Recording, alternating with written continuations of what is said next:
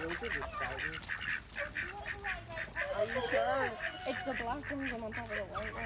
It's right down. What? Yeah, I'm pretty sure they're just spiders.